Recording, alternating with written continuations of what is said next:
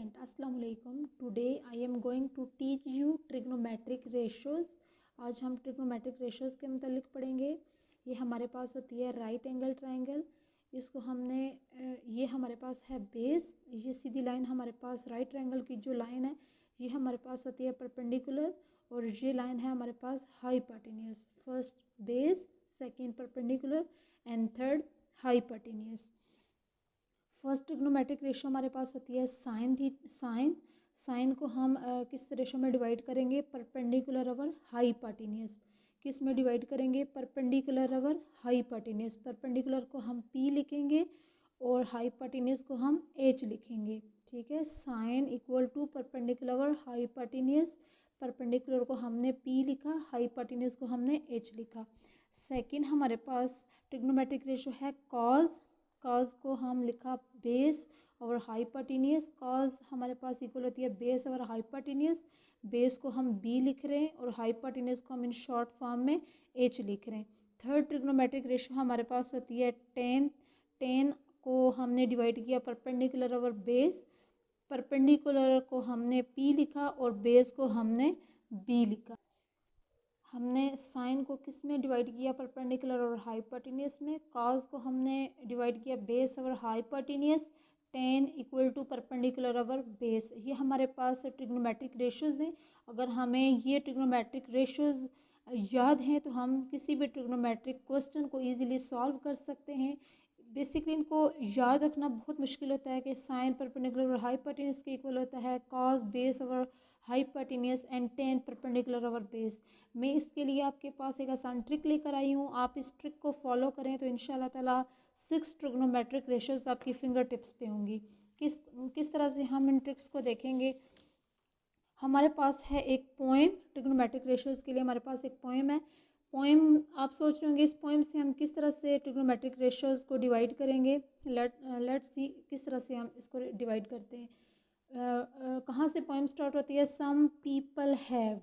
First हमारे पास क्या है? Some people have curly brown hair through proper brushing. Some people have curly brown hair through proper brushing. Some किसको ज़ाहिर कर रहा है? साइन। पीपल किसको ज़ाहिर कर रहा है? परपेंडिकुलर। पीपल का जो पी है वो किसको रिप्रेजेंट कर रहा है? पीपल का जो पी है वो है परपेंडिकुलर को ज़ाहिर कर रहा है, और हैव का एच हाइपोटेन्यूज को ज़ाहिर कर रहा है। साइन को हम किस तरह से डिवाइड करेंगे?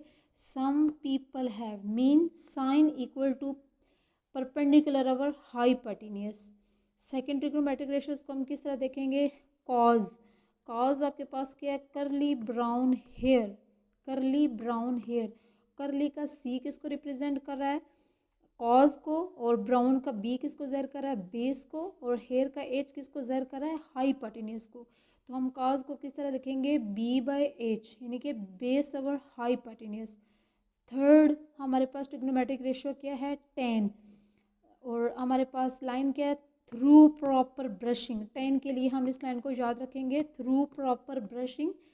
थ्रू का जो 10 है वो हमारे जो थ्रू का जो टी है वो हमारे पास 10 को ज़ाहिर कर रहा है, प्रॉपर का पी परपेंडिकुलर को, और ब्रशिंग का बी बेस को ज़ाहिर कर रहा है। तो हम थर्ड ट्रिग्नोमेट्रिक रेशियोज को किस तरह से लिखेंगे?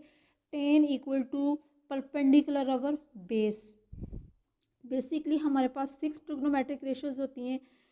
साइन का रेसिप्रोकल हमारे पास क्या होता है? Cosecant theta. ठीक है, कोसिकेंट को हम इसको रेसिप्रोकेट करके लिख देंगे H over P, hypotenuse over perpendicular. Cause को उलट क्या होता है? Secant theta. सीकेंट को कॉज को हम रेसिप्रोकेट करके लिखेंगे एच ओवर बी। थर्ड हमारे पास थर्ड और 6 ट्रिग्नोमेट्रिक रेशियो क्या होगी हमारे पास? कॉट 10 का रेसिप्रोकल कॉट, और 10 हमारे पास इक्वल है परपेंडिकुलर ओवर बेस के, और कॉट थीटा हमारे पास इसको 10 को रेसिप्रोकेट करके लिख देंगे बी बाई पी।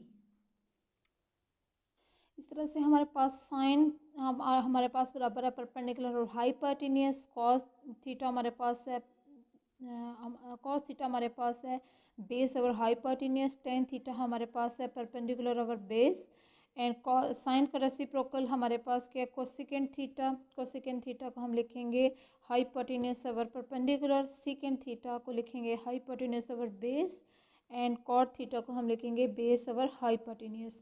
अब हम राइट ट्रायंगल को देखते हैं। राइट ट्रायंगल हमने क्या कह दिया, हमने बेस को बी कह दिया, परपेंडिकुलर को हमने पी कह दिया और हाइपोटेन्यूज को हमने एच कह दिया। परपेंडिकुलर को हम P E R in short लिख सकते हैं और हाइपोटेन्यूज की एच की जगह आइडेंटिफाई के लिए हमने एच वाई पी लिख दिया। ठीक है, किसी भी राइट ट्राइंगल के जो टोटल इंटीरियर एंगल्स होते हैं वो होते हैं 180।